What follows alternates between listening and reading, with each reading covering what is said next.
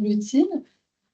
On va pouvoir démarrer cet après-midi, poursuivre avec la communication de Marie-Victoire Nanterre qui se propose de traiter la question, sa vie, son œuvre à partir de l'étude d'une œuvre de Camille Claudel, Perthé et la Gorgone. Et puis en prolongement à cette question, trois élargissements seront explorés au cours de l'après-midi. Le premier autour d'un autre artiste dont la vie fut très intimement liée à celle de Camille Claudel, Auguste Rodin. On élargira ensuite à d'autres femmes artistes avec la communication de Griselda Pollock, qui, vous l'aurez compris, n'est pas là aujourd'hui. Donc on se connectera pour qu'elle vous salue, pour répondre aussi à vos éventuelles questions. Et en fait, elle a préenregistré une conférence que je projetterai tout à l'heure. D'où le fait d'ailleurs de respecter un peu un timing. Et enfin, dernier prolongement, en s'intéressant aux gens du théâtre à travers le travail de la compagnie Le hasard n'a rien à se reprocher, avec qui on terminera cette journée. Mais pour l'heure, je vais vous introduire en quelques mots. Marie-Victoire Nantais, vous êtes agrégée de l'université. Vous êtes descendante de Paul Claudel et vous êtes assistante mandataire de l'œuvre de Paul Claudel. Vous éditez le bulletin de la Société Paul Claudel. Écrivaine, vous êtes l'auteur d'une série d'articles pionniers sur Camille Claudel, dont le premier publié en 1988 sous le titre Camille Claudel, un désastre fin de siècle. Vous vous êtes tout particulièrement intéressé dans vos écrits aux récits de vie, aux fictions qui entourent les deux artistes et la compréhension de leurs œuvres. Dans votre dernier ouvrage paru, Ligne de partage, en 2020, vous consacrez notamment un chapitre aux jeunes Romains ou à l'implorante. Vous avez en revanche encore moins publié sur Persée et la Gorgone. Et c'est autour de cette œuvre donc, que vous nous proposez cette communication inédite. Merci. Bon, je vous remercie pour cette présentation. Alors, à l'inverse, je vais dire ce que je ne suis pas. Pardon. Si vous pouvez peut-être vous munir d'un... Ce que je ne suis pas, et qui me rend d'ailleurs timide devant mon public, je ne suis pas historienne de l'art. Ça marche pas? Utiliser celui-ci. Ça marche? Voilà. Donc, je ne suis pas historienne de l'art. Dans le public, il y a des historiens et des historiennes de l'art, donc je suis assez intimidée. Et je dis tout de suite que mon approche de ce groupe Persée et la Gorgone ne va pas être une approche d'historien de l'art. Sur ce groupe, mes connaissances sont de seconde main. Je présente ici Anne Rivière, qui est présente. Je renvoie à son article de 2014 dans le catalogue de la piscine de Roubaix. Je renvoie à la galerie Malaquais, à la notice sur le Persée, et ce sont mes sources. Je renvoie aussi aux travaux de... pardonnez-moi, je suis émue. Antoinette, voilà, aux travaux d'Antoinette, et donc c'est là où je puise mes sources. Je n'ai rien à apporter de neuf de ce point de vue. Alors, je fais un rappel très rapide, trop rapide, et du coup, un petit peu forfaitaire, rappelant que c'est la dernière œuvre de Camille Claudel, la dernière œuvre ambitieuse, par son projet, par le recyclage d'un mythe, par sa taille. Tout le monde, je crois, s'accorde, sans blesser personne ici, y compris les fanatiques de l'œuvre de Camille Claudel, que c'est une œuvre de facture classique, certains disent académique, et il y a très clairement, pour qui regarde cette œuvre, deux accès qui sont en tension l'un avec l'autre. Où on la regarde sans connaître la vie de Camille Claudel, imaginons ce qu'elle n'est pas, elle est à nos gens, imaginons qu'elle soit au musée d'Orsay, dans la somme des œuvres qui sont représentées au musée d'Orsay pour mémoire, qui renvoient à la sculpture du 19e siècle, on ne lui ferait pas un sort extraordinaire. Mais il y a en elle, dans l'instant où on la replace dans le contexte des dates, au moment où elle est créée, les années entre 1899 et jusqu'en 1905, eh bien, elle est évidemment émouvante. Et c'est cette tension entre la dimension académique, réfléchie, prudente dans sa construction de l'œuvre, et cette très forte charge d'émotion. Mais cette charge d'émotion, elle vient d'où? Elle vient de nous, en somme. C'est parce que nous rétablissons l'œuvre dans ce contexte-là. Au fond, nous suscitons dans son rapport à l'œuvre, dans notre rapport à l'œuvre, nous suscitons de l'émotion. C'est sur cette émotion que je m'interroge, et je m'interroge avec des hypothèses que je mets peut-être en doute dans cette journée d'études qui s'est consacrée au rapport entre l'œuvre et l'autobiographie, à partir d'ailleurs d'une proposition de Claudel que je reprendrai plus tard à propos du Percé. Alors, la première, pour vous que j'y arrive, la voilà. Voilà, je vous projette cette première image.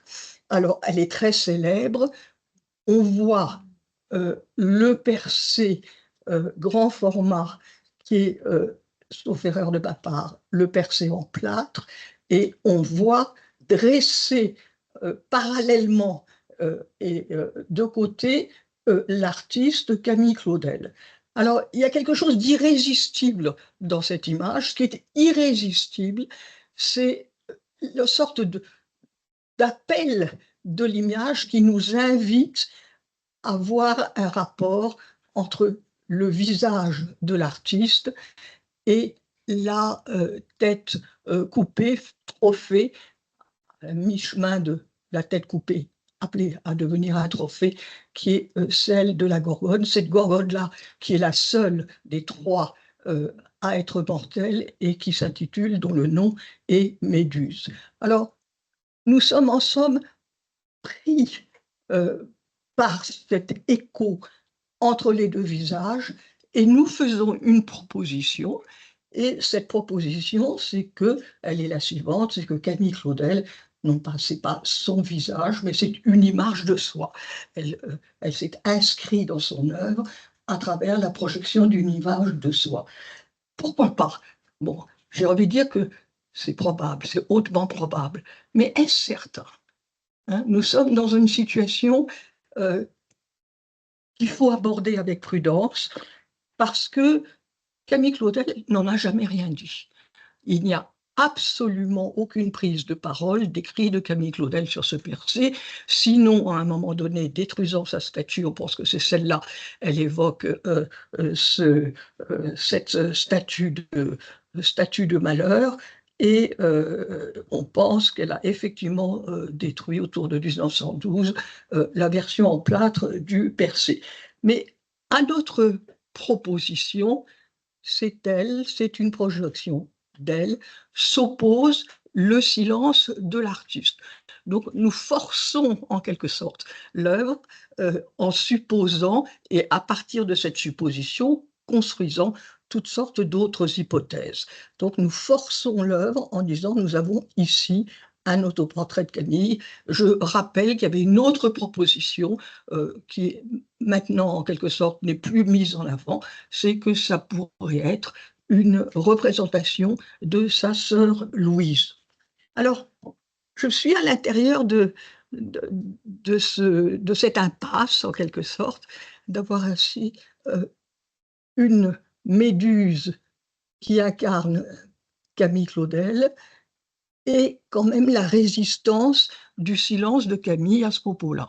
Bon, et j'essaie de sortir de cette impasse par une proposition qui passe par une étude de la fable, et une seconde proposition qui passe par le regard d'un frère sur cette œuvre.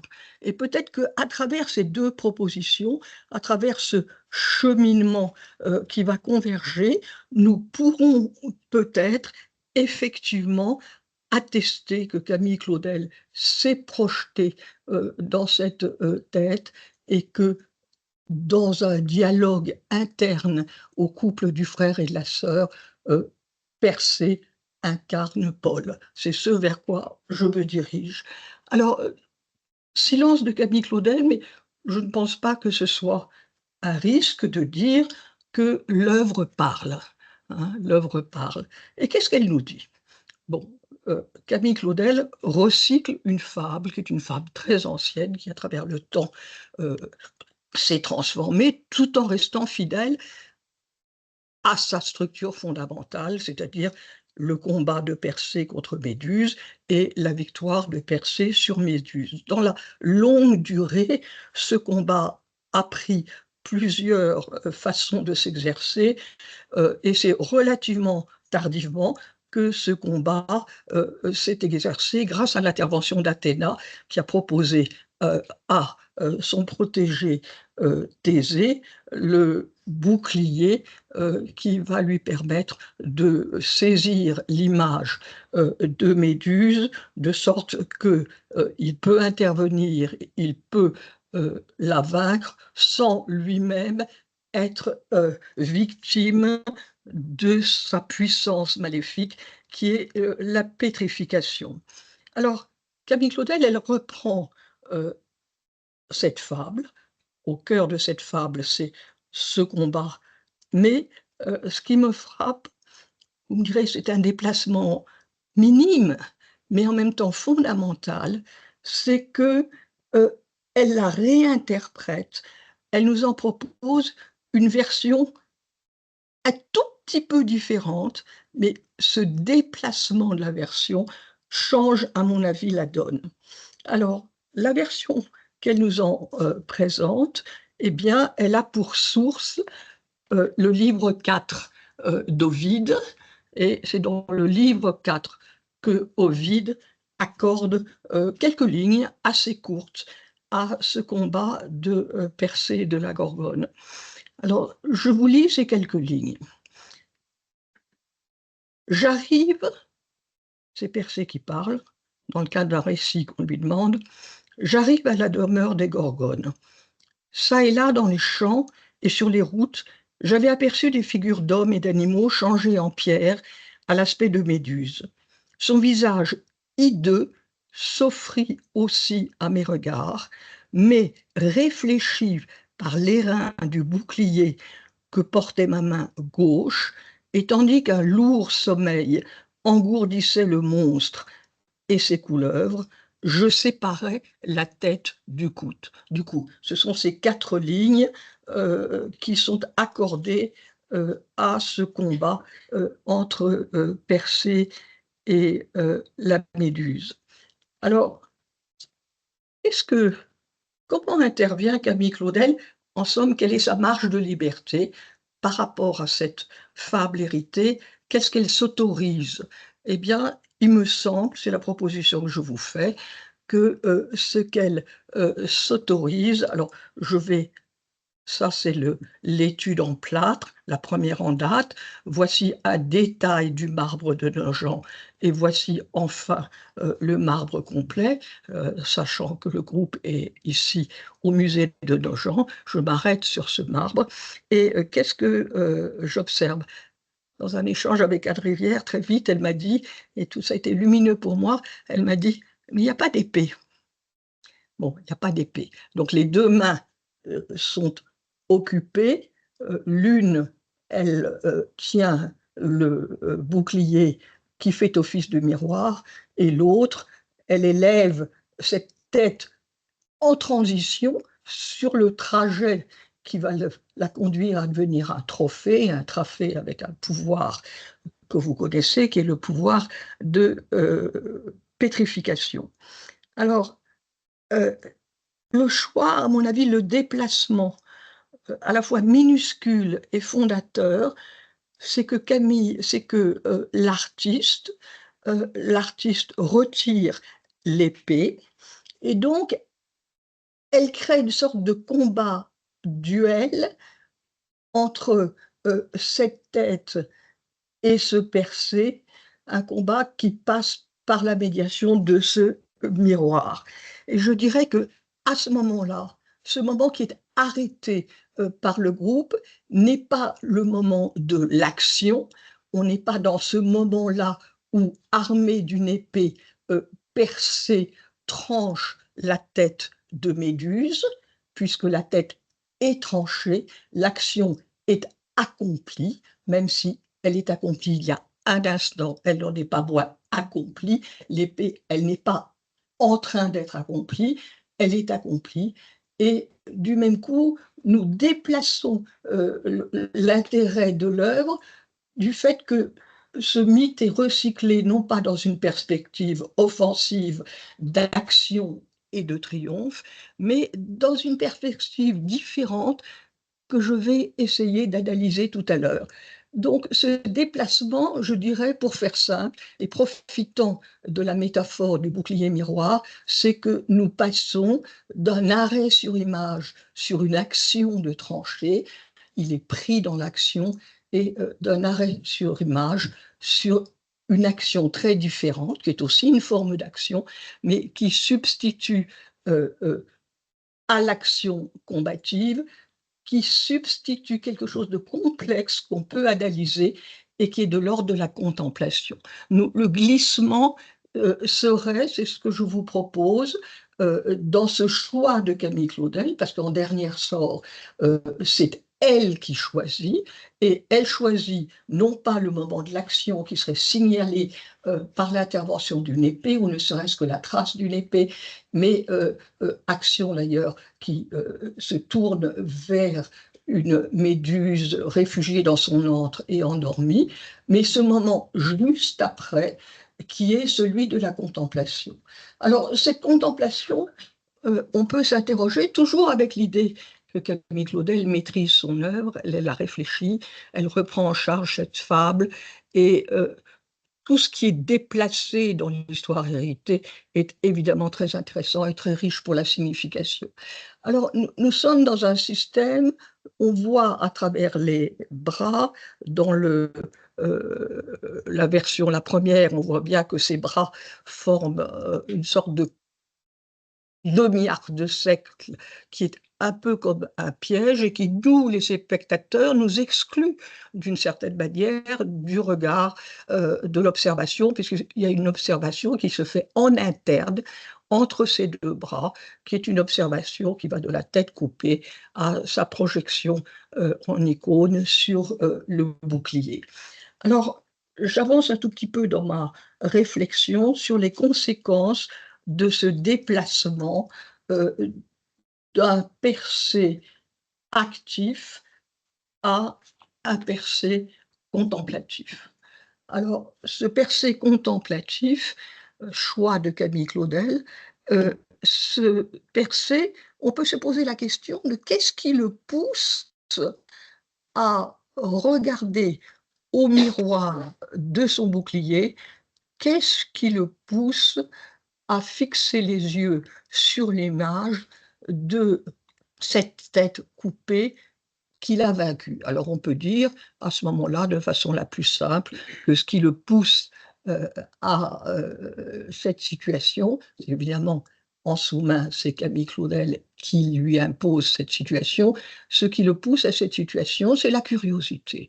Bon, ce n'était pas nécessaire, il a vaincu, et la curiosité qui suit l'action, en somme, le conduit à regarder au miroir de cette gorgone, de cette méduse qui est vaincue, à quoi elle ressemble. Bon, on peut dire que cette curiosité, elle est inutile, et en même temps, elle a des conséquences qui sont très intéressantes. Donc cette contemplation que Camille Claudel a construite, cette contemplation, disons que c'est le choix de l'artiste, et elle a des significations à plusieurs étages. Et ce sont ces étages de la signification que je voudrais développer. Sur un premier plan, on peut dire que l'artiste Camille Claudel, par la médiation de ce trophée, de cette tête coupée en laquelle elle s'est projetée, l'artiste Camille Claudel, qu'est-ce qu'elle donne à voir à son vainqueur? Elle donne à voir sa défaite. Elle donne à voir sa défaite. Le percé curieux vérifie en quelque sorte qu'il l'a emporté sur elle. Donc, elle donne à voir sa défaite, et corollairement, réciproquement, percé voit, à la lumière de ce bouclier, Persée voit sa victoire au premier degré. Bon. Mais au deuxième degré, on peut dire aussi, elle donne à voir sa défaite, elle se voit elle-même défaite. Elle se voit elle-même défaite au miroir de ce bouclier. Donc ça, c'est un premier plan, un premier étage de la signification. Alors, mais quand nous regardons de près, en particulier à travers cette image-là, avec ce détail centré sur le mi-corps, eh bien, ce qu'on observe, c'est que ce Persée, euh, non seulement il n'est pas indifférent à cette image, mais que cette image le frappe. Et le frappe, c'est un jeu de mots qu'on a souvent employé pour le rapport de la tête au miroir, le frappe de stupeur, qui serait l'équivalent de la pétrification. La pétrification, c'est matériellement, a pour équivalent mentalement la stupeur. Donc nous avons une alliance qui est pétrification, qui euh, agit à ce moment-là par l'intermédiaire du miroir, par un sentiment d'horreur de Persée qui le fait basculer de la curiosité à la stupeur. Cet ensemble-là, c'est comme ça que je l'étudie et que je l'approche. Alors, comme on sait, les images, elles sont non seulement à observer, mais nous savons que les images sont agissantes. Et là, nous glissons euh, d'un statut d'image observée à un statut d'image active, et cette action qui aboutit à la stupeur de Persée, eh bien, c'est une action qu'on pourrait caractériser, bon, à l'égard de son héros qu'il a vaincu, comme une action maléfique, ou en tout cas comme une action qui renverse le rapport de force. Le rapport de force qui s'inscrivait par la triomphe d'une gorgone sur un Persée qui prend acte de ce triomphe euh, de par sa curiosité, voilà que par un renversement, certes, c'est une hypothèse, mais une hypothèse, je crois, qui peut se défendre, par un renversement, dans un effet de boomerang, elle lui rend son coup. Elle a reçu un coup, son, euh, sa tête a été tranchée, et voici que, surélevée comme ça, et répercutée au miroir du bouclier, voici que elle apparaît comme une figure active et une figure qui, pourrait-on dire, c'est une proposition qui vient plus tard à travers Claudel, qui rend coup pour coup. Bon, elle a reçu un coup et sa réponse à elle, à travers le miroir, c'est Camille Claudel qui manipule ces figures. Sa réponse à elle, c'est un retour du coup qui s'exprime par ce sentiment d'horreur du Persée et sa stupidité, ou sa stupeur, plutôt si on joue sur les mots entre stupeur et stupidité. Donc on rentre dans un champ qui est bien celui dans le mythe de l'histoire de la tête de notre Gorgone, car on sait que la Gorgone, bon, elle est vue comme image, mais elle est utilisée comme trophée, et comme trophée, elle est active. Et c'est une action dont s'emparent les héros, quels qu'ils soient, ou Persée en particulier. À ce moment-là, évidemment, ce trophée, il la tourne vers le monde extérieur, l'action étant de pétrifier les figures extérieures, mais pas lui-même, évidemment, tout en s'en protégeant. Donc, elle active ici le pouvoir de la tête coupée, le pouvoir du trophée, le pouvoir du gorgodéon, elle l'active par la répercussion du miroir, mais elle l'active en la défaveur de Persée. Elle lui porte un coup, elle renverse le rapport de force.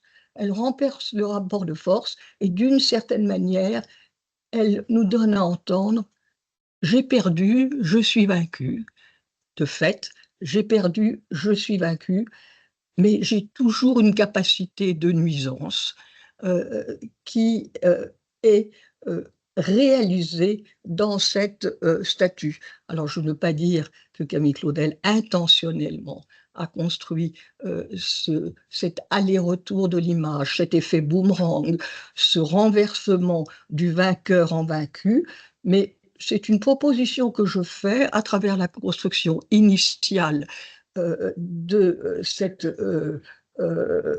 premier état, là, je l'avais précédemment, voilà, de ce premier état de Persée la Gorgone. On voit là que les bras sont accentués encore dans le sens d'un demi-cercle qui est une sorte d'enfermement.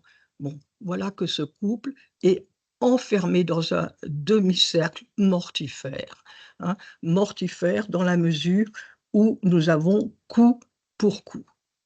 C'est pour l'instant, j'en reste là. Alors, le, j'en reste là et maintenant, peut-être que j'avance un peu et je me dis, bon, c'est pas pour autant que je passe de l'hypothèse, de la probabilité à la conviction et que je peux poser comme un fait que Camille Claudel s'est projetée en cette méduse, mais j'essaye d'avancer dans cette direction-là. J'essaye d'avancer avec l'idée que l'œuvre parle, donc voilà ce qu'elle me dit, cette œuvre. Elle bâtit ce combat mortifère et enfermé dont nous sommes exclus. Mais à ce moment-là, j'appelle à l'aide Claudel, Paul. Je sais que ici, devant les claudéliens spécialistes de Camille, intéressés par Camille, quand on dit Claudel, on dit Camille. Moi, quand je dis Claudel, je dis Paul. Alors maintenant, c'est pas que j'élimine Camille, mais il y a une espèce de vieille habitude. Alors, quand je dis Claudel, c'est Paul, donc maintenant je veux dire Paul et Camille, à la différence de vous, qui quand vous dites Claudel, vous pensez Camille. Voilà. Bon, ben, il y a Paul et Camille sous un même nom, et c'est à chaque fois, je vais préciser le prénom de l'un et de l'autre. J'arrive dans le deuxième temps de ma réflexion, euh, juste avant, ça on l'a vu, Claudel, là, pardonnez-moi, je remonte un tout petit peu en amont parce que nous avons la version en bronze, petit format de ce percé, et là, on voit mieux parce que l'objet n'est pas cassé, on voit mieux effectivement le bouclier miroir, et je dois à Anne Rivière la référence à cette photo qui a été retrouvée, qui date de 1902 et qui est publiée dans le catalogue de 2014 de la piscine de Roubaix, où effectivement, qui représente le percé en plâtre, c'est bien ça, hein, le percé en plâtre, avec ce bouclier. Et cette photo est très intéressante parce qu'on s'aperçoit de la dimension de ce bouclier, oblong et long, hein, ce qu'on ne soupçonnait pas, ne serait-ce que parce que le bouclier est absent ou qu'on ne voit pas très bien non plus à travers ce bronze. Alors, cette longueur du bouclier, elle est stimulante. Elle invite à avancer un peu au risque d'une erreur. Et elle invite à avancer dans cette direction-là. Est-ce possible, c'est les historiens de l'art qui pourraient nous le dire, ou n'est-ce pas possible que sur cette grande surface oblongue du bouclier se croisent les regards de Persée qui regarde l'image et de la Gorgone qui est reflétée? C'est une proposition qui peut-être ne tient pas la route de fait, si on fait les calculs des perspectives de regard, mais on pourrait imaginer à l'horizon de ce bouclier le fait qu'il y a une observation réciproque.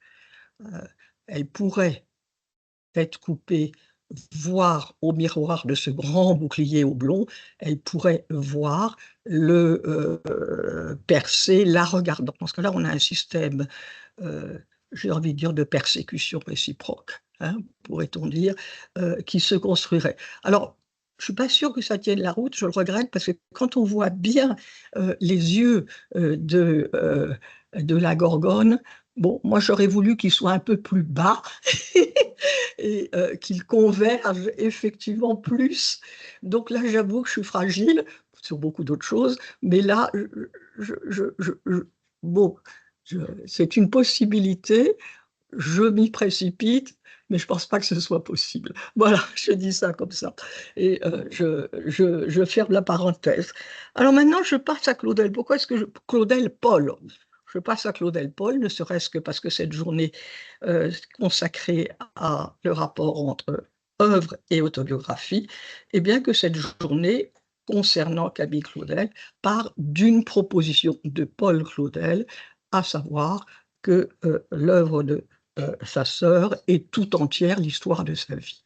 Alors, il se trouve que, concernant le Persée, Paul Claudel s'est exprimé à 4 reprises. Il y a 4 références dans son œuvre que je vais évoquer les unes après les autres.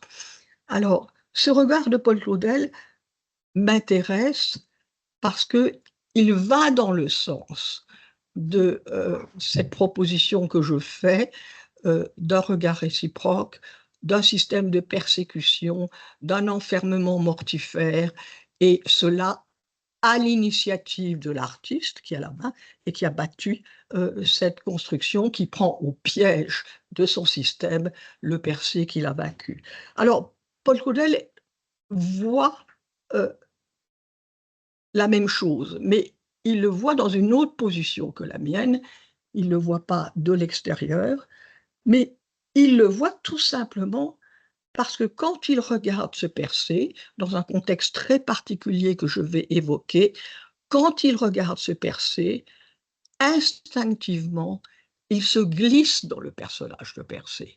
Il est ce Persée. Bon, il y a une sorte d'appel irrésistible de la figure de Persée et il se vit à travers le groupe comme étant Persée, face à qui donc qui est la tête de Méduse, à sa sœur, face à Camille. Nous aurions donc, par ce glissement de Paul, c'est son regard, c'est son hypothèse, mais une hypothèse qui est nourrie par le fait qu'il la vit de l'intérieur. C'est comme ça qu'il le vit dans l'émotion et dans l'angoisse. Il vit de l'intérieur cette identification de Persée à lui-même. Alors, je reviens dans l'ordre d'apparition des références de Claudel à Persée, ordre d'apparition qui est entre 1943 et 1951. Je ne rentre pas en ligne de compte les mémoires improvisées qui ont aussi quelque chose à dire sur le sujet. Alors, en 1943, je rappelle que Camille Claudel est à l'agonie. En septembre 1943, Claudel lui rend une dernière visite très émouvante qu'il note au retour de sa visite à Brangue en style télégraphique, et tout d'un coup, il note ce qui est pour lui une illumination à travers l'énumération de 6 œuvres de Camille Claudel, et ces 6 œuvres, il les interprète comme étant une narration, l'histoire de la vie de sa sœur. Alors, dans cette narration, je ne vais pas la développer parce que c'est trop long, mais j'évoque rapidement les postes, excusez-moi, les 6 œuvres. Alors, je perds mon 1. Voilà, très très vite, on est en septembre 1943, réflexion sur la sculpture de ma sœur, qui est une confession toute imprégnée de sentiments, de passion, de drame intime. 1, l'abandon. 2, la valse. 3, la vague. Bon, 4, en position, c'est écrit en style télégraphique. 4, l'âge mûr, l'œuvre la plus déchirante. 5, la cheminée, l'abandonné qui regarde le feu. on suit la trajectoire narrative, et 6, je m'arrête là-dessus parce que c'est en 6 que est signalée en position finale de clôture cette narration. Eh bien, en 6, la dernière œuvre, Persée, le héros R-A-U-T et non héros R-O-S, que ça aurait pu être aussi, regarde dans un miroir qu'il tient dans la main gauche la tête de la méduse, parenthèse, folie, que le bras droit lève verticalement derrière lui. Alors, c'est la première fixation du regard de Claudel, et on voit qu'à ce moment-là, ce regard est purement observateur. Voilà, il voit dans cette trajectoire intime, histoire de la vie de Camille, il est clair que cette méduse de la folie, il l'interprète comme étant sa sœur, mais il s'arrête là, il ne va pas plus loin dans son interprétation. Un peu plus tard, c'est le moment clé, peut-être le plus intéressant du point de vue du regard Claudel, un peu plus tard en 43, je reviendrai sur le contexte, voici ce que nous lisons, quelques lignes, un commentaire d'un verset d'une de ses œuvres exégétiques consacrées au Cantique des Cantiques. Voici ce qu'il développe. Persée est debout, sa main gauche tient un miroir et de la droite, fléchissant de surprise et d'horreur, il élève derrière lui la tête de la Gorgone, où il n'est pas sans apercevoir une ressemblance avec ses propres traits. Alors là, évidemment, on fait un saut extraordinaire, parce qu'on voit bien que par cette ressemblance avec ses propres traits, c'est de lui-même dans son rapport à sa sœur qu'il parle, et cette ressemblance, c'est évidemment au premier degré, au miroir, la folie, ma sœur, le visage de la folie, et cette ressemblance, ça n'est pas une ressemblance superficielle de traits physiques et tout, mais c'est une ressemblance fondamentale, c'est-à-dire que en elle la folie, en moi le risque de la folie. Bon, c'est un premier dialogue qui se construit à travers cette ressemblance avec ses propres traits. À lui, Paul. Donc ici, nous avons une confrontation forte entre Paul et Camille par le regard qu'il pose. Et mon risque, c'est son risque. Elle s'est effondrée et moi, je suis en risque.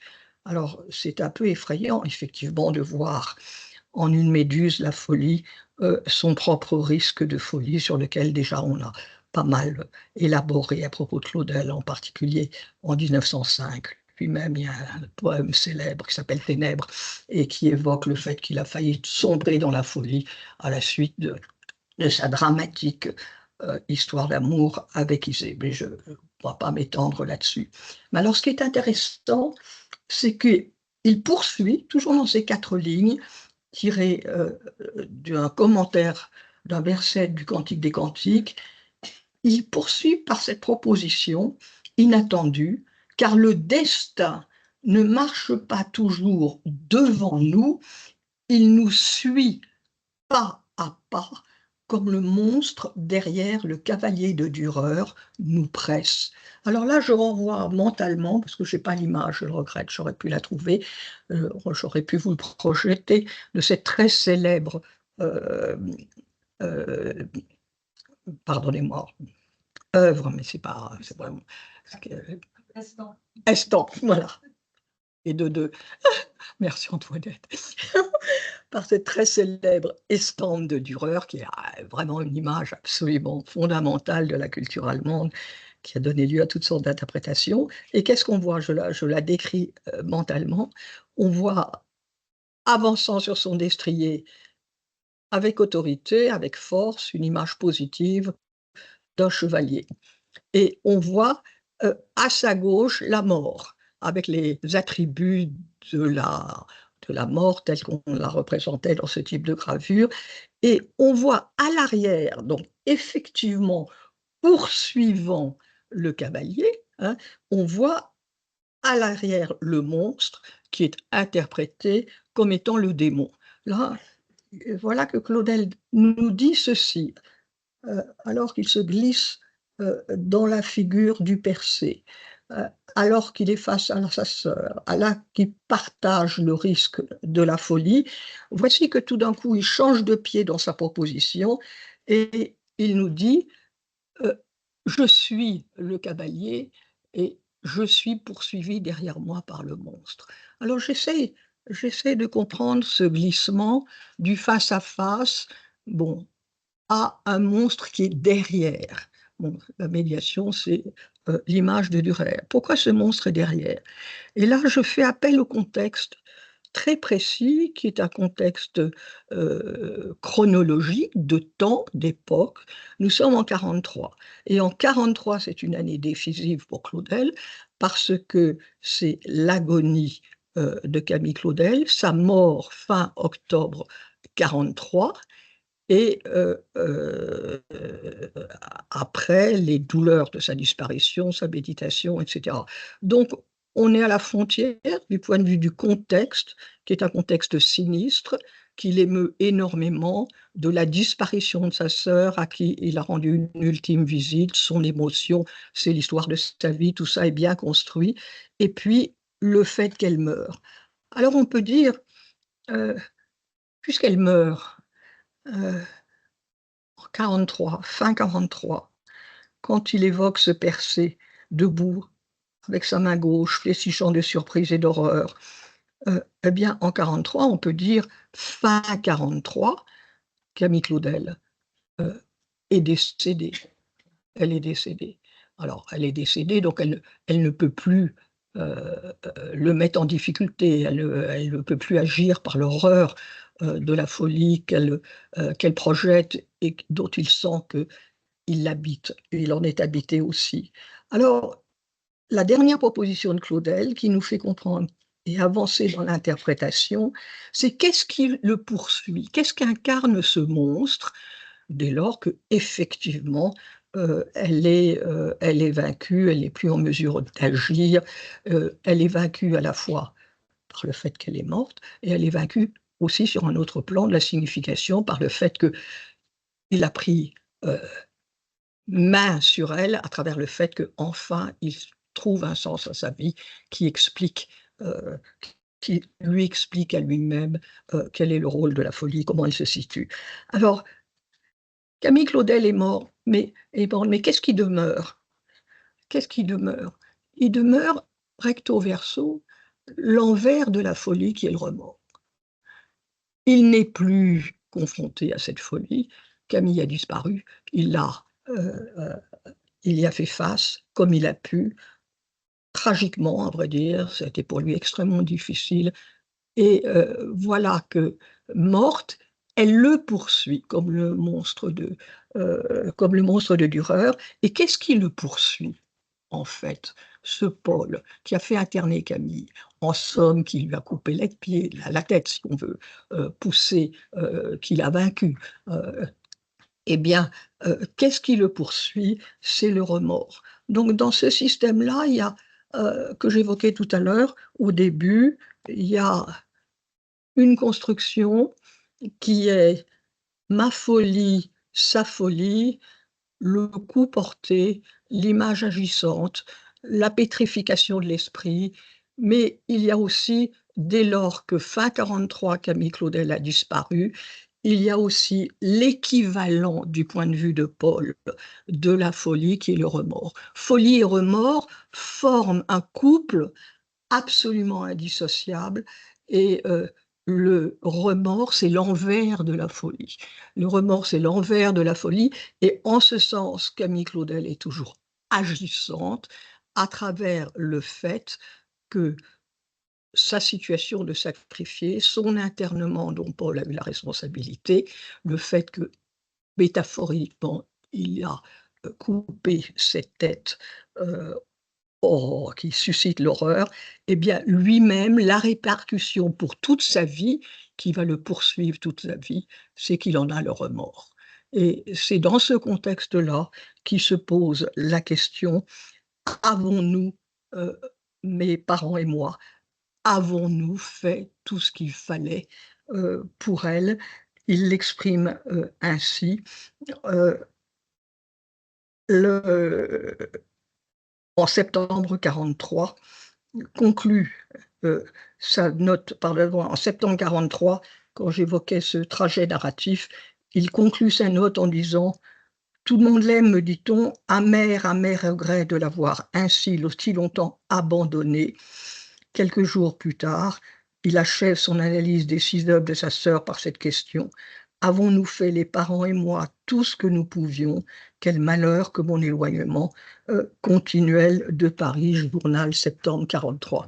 Donc nous sommes dans cette situation que je raccroche à la construction de ce percé, déjà dès le début de l'étude en théâtre, donc qui accouple folie de l'un, possible folie de l'autre, et elle-même ayant disparu, ayant perdu le compas, eh bien, demeure le monstre derrière le cavalier de Dürer, demeure ce qui est difficile à vivre, parce qu'on ne peut pas s'en débarrasser comme ça, c'est un fantôme, demeure le coup, parce que c'est coûteux psychologiquement, demeure le coup du remords. Voilà, c'est comme ça que je ressens la propre perception de Claudel.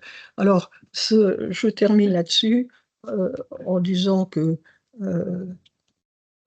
Claudel, Paul Claudel, très clairement, parce que c'est dans ce contexte particulier, ça ne pouvait pas se situer dans un autre contexte temporel que celui-là, dans ce contexte temporel sinistre, à la fois de la guerre, il évoque, de l'effondrement du pays, il évoque, de l'agonie de Camille, il évoque, de l'illumination, sa vie est tout entière l'histoire de sa vie, la dernier poste occupé par le Persée, et ce Persée qu'il réexamine un peu plus tard, Camille ayant disparu, comme étant lui-même ce Persée comme étant frappé, c'est le dernier effet du boomerang par la médiation du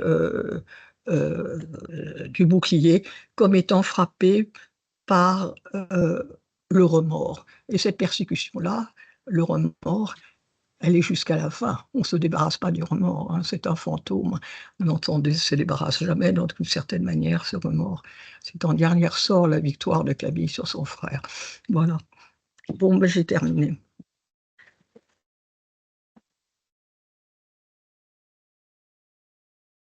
Merci pour votre analyse aussi précise, aussi feuilletée. Alors, on va avoir le temps pour une seule petite question, s'il y en a une. Elle était trop longue. Et là, on est débordé un petit peu, donc si on ne veut pas empiéter sur les autres interventions, est-ce qu'il y a une intervention souhaitée ou bien Alors, une petite question rapide et réponse rapide, merci. Très rapidement, merci d'abord Marie-Victoire pour cette relecture passionnante qui montre que la sculpture est toujours d'actualité. Mais comment interprétez-vous le personnage de Persée? Au fond, est-ce que c'est la folie? Est-ce que c'est Rodin? Est-ce que c'est à chacun d'entre nous de lui donner son identité? Je trouve que c'est, au fond, c'est ce qui m'a intriguée tout au long de votre discours. Je me demandais, est-ce qu'elle va arriver? C'est une très bonne question. Dans un premier temps, sans incarner l'un et l'autre dans ces figures réelles de Paul et Camille, ce Persée, à la vue de cette horreur de la tête coupée, de mon point de vue, du point de vue de Camille, il y a peut-être aussi une sorte d'exorcisme. Elle exorcise cette horreur. Et la perception du Persée, c'est que chacun d'entre nous, on est Persée, et en nous, il y a quelque chose qui relève de cette horreur, qui relève de la condition humaine. C'est comme ça que je le perçois, sur un premier plan. Et après, j'affine en disant c'est la Paul et Camille. Mais avant d'affiner, on peut dire que c'est nous-mêmes, de la condition humaine, hein, qui relevons, qui avons en nous, c'est pas seulement à l'extérieur de nous, qui avons en nous l'horreur. Et c'est vrai, hein, l'éventail de la condition humaine inclut en chacun de soi quelque chose qui est de l'ordre de l'horreur. Et c'est quelque chose qu'on peut ressentir. Voilà. Merci beaucoup.